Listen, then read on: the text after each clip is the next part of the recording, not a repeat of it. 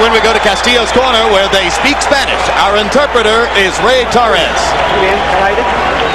Take some air. Don't let him grow. Don't let him grow. Let him move so much.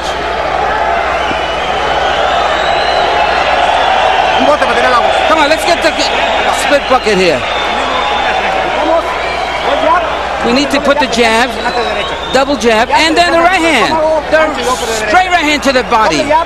Double jab, and then the body. Yeah, we'll do the body to the head, double jab, body in the head. You see the right hand, pull over the top of it. So it's no jab, pull it down.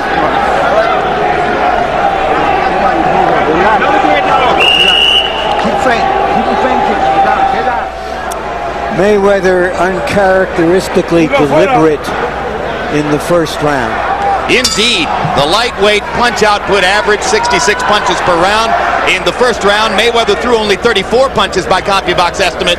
Castillo threw only 37. So it was a very cautious first round for both fighters.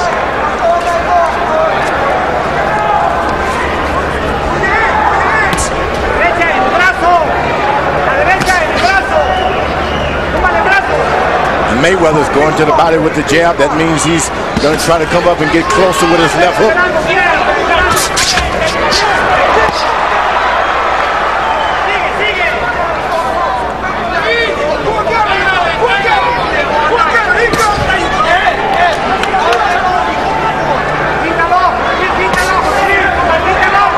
Left jab to the body is good. That's where you have some effect on the fight.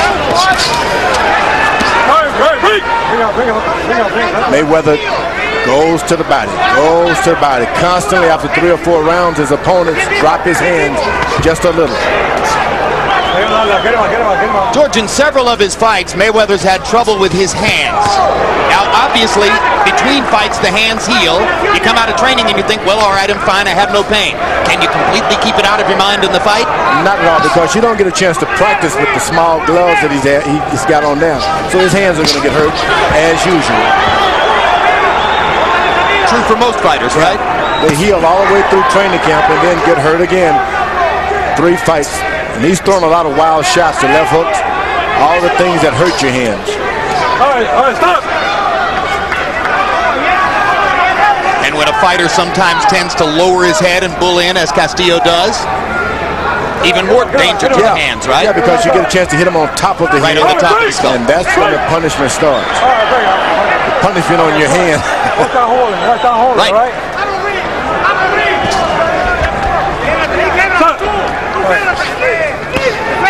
Well,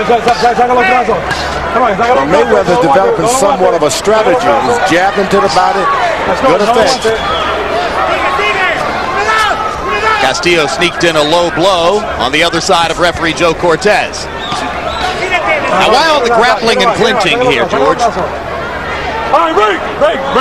Both men got a lot of respect for one another, especially Mayweather. He doesn't want to get caught with one of those big shots. He tasted instantly, I guess, the first round, some of the power from Castillo. When you're not punching, hold on. Mayweather able to slip off the ropes and nail Castillo with the right hand. Castillo chasing now. So far, unable to cut off the ring against the niftier footwork of Floyd Mayweather Jr. That's the one way you don't want to fight Mayweather. Start chasing him around the ring. Makes you miss. And he makes you pay. 2 rounds in the books between Floyd Mayweather Jr. and Jose Luis Castillo. Next Saturday night, the ageless wonder Evander Holyfield takes on slick southpaw Chris Bird for a vacant heavyweight title belt. Holyfield, now 40 years old, coming off a memorable win over Hasim Rahman, looking to victory over the ultra-elusive Bird as another step toward Evander's dream of retiring as once again heavyweight champ. That's Evander Holyfield against Chris Bird next Saturday night, right here on HBO. Just right there. Everything is beautiful, You gotta take chance. Good. Yes. You looking good. Yes.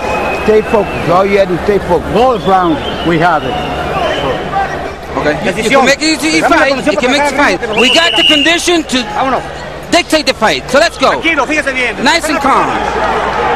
One of the thoughts that Roger Mayweather conveyed to Mayweather is he's going to have to take chances. So that perhaps is Mayweather's strategy, rather than to make something happen. Wait till Castillo gives him the opportunity to make it happen. According to CompuBox numbers through round 2, 26 of Mayweather's 33 connected punches, jabs, Castillo with a 15-7 edge in so-called power shots, although frankly neither man has really landed a big punch in the fight. So far this fight is being fought like one of those rematches in which both fighters know too much about each other. But Castillo trying to force the pace now a little bit as he continues, as George and I pointed out, to chase Mayweather. Might ultimately be critical of the fight whether Castillo can actually cut off the ring from time to time, or whether he's simply going to follow Floyd around.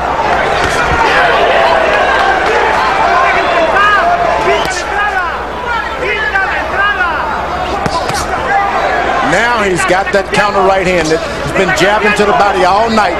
Mayweather has. And he's able to go on top for the first time. That's what a good jab to the body will give you. Castillo with the right hand to the body. Mayweather slips away.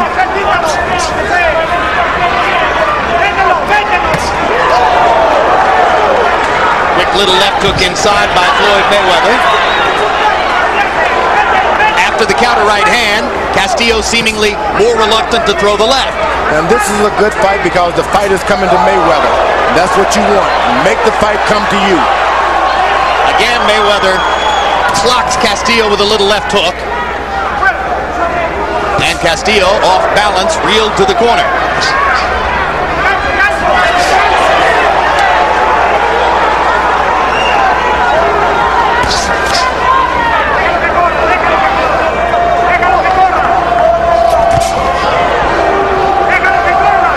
Sometimes when a good boxer, you chase a good boxer, he knows that you're going to hit him with one shot and he can dodge.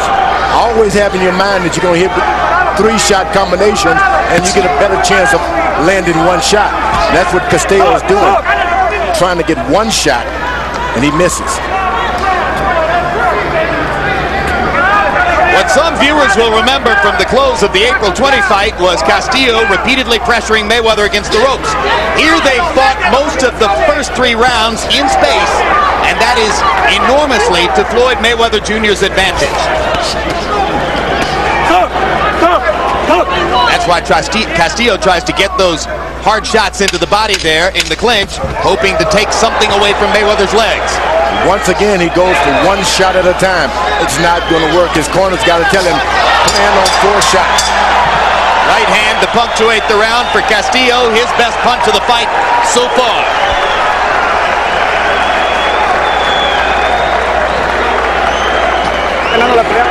You got to throw combinations. Come on, you got to feint him. We got to work. I'm trying. Okay, we work so it doesn't go the limit. You gotta feint him and then throw the combination, complete combination, not just one punch. You understand me? Keep the jab working. Okay. Keep the jab working. Keep him feint. Keep the jab working. This has become a fight of one punch and get out of there for Mayweather. Later in the round, we see that Castillo lands one punch, and once again, Mayweather is out of there. CompuBox numbers in round 3. Mayweather 20 out of 36, still not throwing very many punches. Castillo 10 out of 43. His punch output limited by Mayweather's defensive footwork. Harold, how do you have it through 3 rounds? Okay, Jim, I got it 30-27, 3 rounds to nothing, Floyd Mayweather Jr. Jim, let me tell you something. When the judges watch a fight like this, a rather slow fight, okay, the one thing that catches their eye, and I know from 35 years of judging boxing, is the guy that gets off first usually gets in the best shot. If you watch the action, when they square up in front of each other, Floyd Mayweather will get off first every time. He bops him with a jab, he bops him with a straight right hand, and he's out of there. And that's what's scoring the points, 3-0 Mayweather.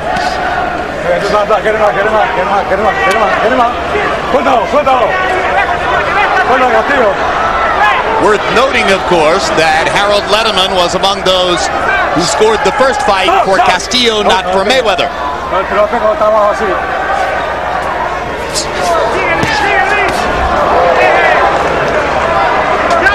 trying to land that right hand over the top.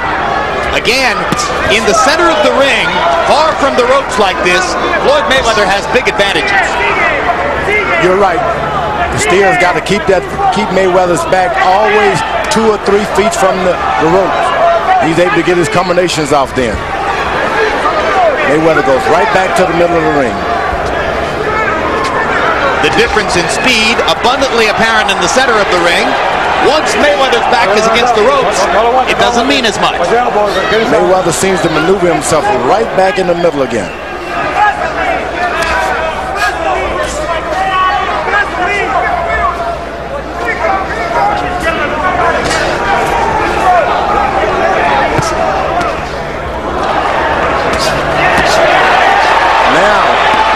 Castillo gets him in jail. He lands more than